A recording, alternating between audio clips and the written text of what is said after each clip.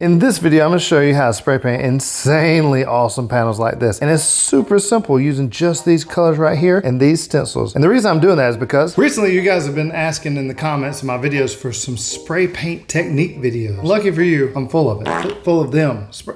You know what I mean. Let's just get started. This one, hey, easy. We're gonna section off into a couple different sections and show you a couple different blending techniques. For this video, I'm only gonna use 2 of these panels, so I'm covering the other half with transfer paper. Now just get my trusty old bucket. I wonder why this thing smells like mustard. For this one, we're gonna do a monochromatic dark blue into a lighter blue. First step's to shake. And listen, when it says shake for 2 minutes, literally, follow instructions. Don't wimp out. Do it for 2 minutes. Once you've shaken for a legit 2 minutes, you're ready to spray. Start with your first color. Nice even strokes.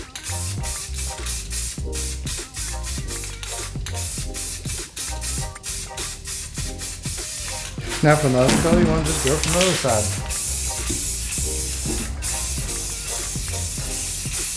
So when you get a nice fade in the middle, just get the other color and fog it in. Get further away and kind of dust it. It's all you're looking for. It doesn't have to be perfect, just something like that. Oh, look at that. That's a nice fade right there. I'm seeing the ocean vibes. Now that this is dry, we're gonna move this and cover up the other section. And we're gonna start with the yellow, right in the middle.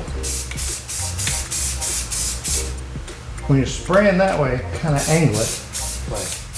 That'll be good. Now next color, angle it.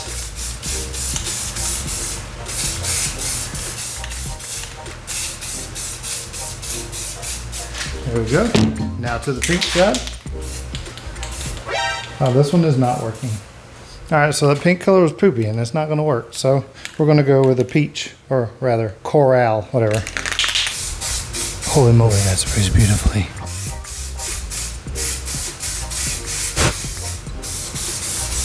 Now we're gonna go back with yellow in the middle. Now just fade it out a little bit. We're keeping our distance way far away, just fogging it in. Look at that beautiful fade. Beautiful. Now we'll let that dry and we'll be back.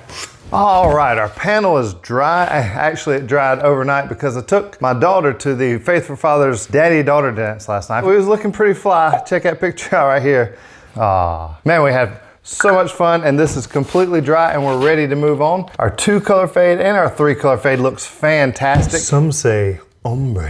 And now we're going to use these 2 stencils for our patterns to flip the color fade and create our technique. All right, for the first one, I think I want to do this color down here with the hexagon and fade it the other way. And for this one, I'm gonna do the real cool grungy. I love this stencil. This is Gerald Mendez Grunge for Texture Effects, and it is awesome. I use it like literally all the time. Probably used it down here a little bit on the shark. You can see some of the texture.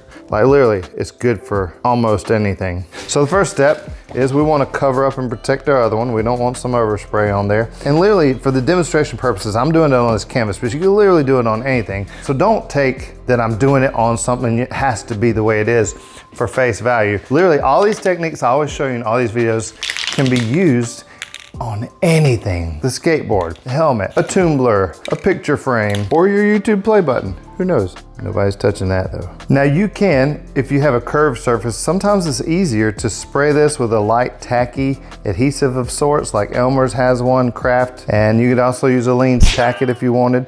But I found the spray is a little bit easier to work with. You can do it and then reapply it if you need to. Just make sure you give it enough time to tack instead of stick. There's a different window there. Read the directions. But for this, I'm not doing any of that. I like to just hold it down with one hand. That's why I'm wearing a glove. And give it a little. And that's when this happened. My camera stopped recording and it turned out absolutely perfect. It's a shame that you'll never see it because I repainted it. That's right. Literally, that's the most important part of the technique. And if the camera didn't record for you to see it, then it's not really gonna help you that much. So I repainted it, did a nice, beautiful fade again. And now we're gonna pick up where we left off. Hey, listen, these things happen. And that's one thing that'll make you an even better artist, is getting through the problems and solving them. Because anybody could do anything when it goes great. It's easy to be good and in a good mood, but when the stuff hits the fan, as they say, that's where you really learn. It's where you really progress. So now I'm gonna start on this end with the ink blue. Fade down to this end. We've already been through this once, so let's just get started.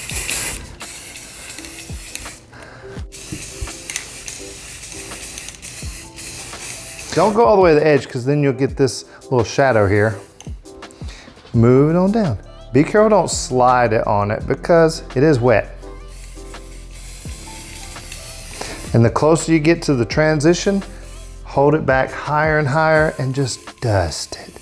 Just give it a little dusty, you know what I'm saying? Looks like I missed a spot right here, so let's move this stencil back. The fade is looking sick. Try to line it up. Give a little pump. Pump. This spray can is craptastic. My black dots even lined up. If you don't know what I'm talking about, I'll put a link in the description to the short I made about that. It's insane, I'm telling you. If you don't know, you know. Now, let's work a little bit more of a fade here.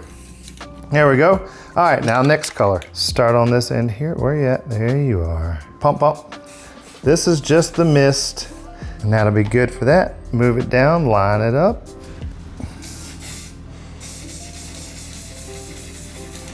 Move it on down. Get out of the way. Move it on down and finish it off.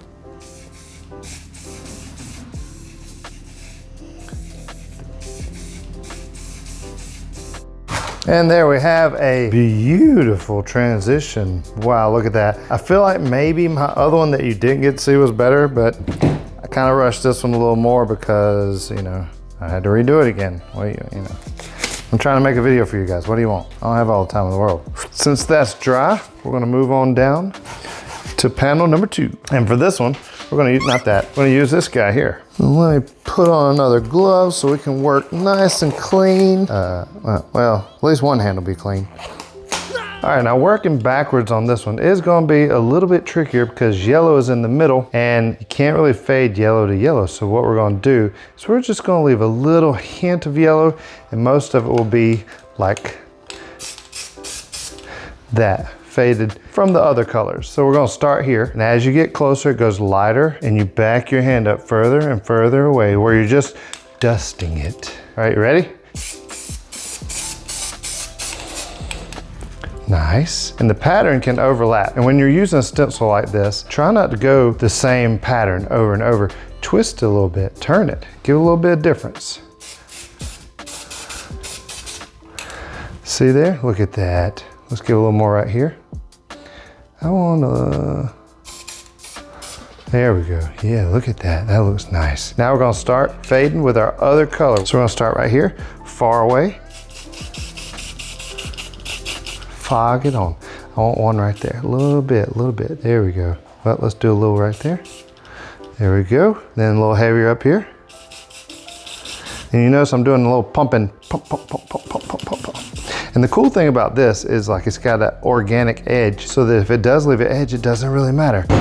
Look at that. Holy cow. Come here. Look at this. I didn't use any yellow, but yet I have 3 different colors of yellow in there. So people are gonna be like, whoa, how did you get such complex colors in that? You literally saw it. Took like a minute, maybe not even that long, but whoa, how sick is that? Now there's only one more thing to do, and that is the airbrush. But hey, wait a minute. I thought this was a spray painting video. Yeah, but literally, does airbrushing not make everything better? It's one simple little detail makes a whole world of difference. And when you do that, you have to say it like that.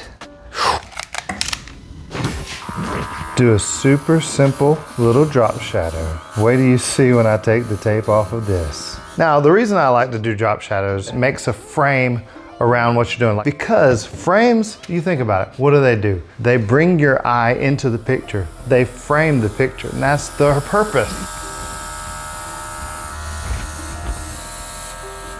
There, beautiful.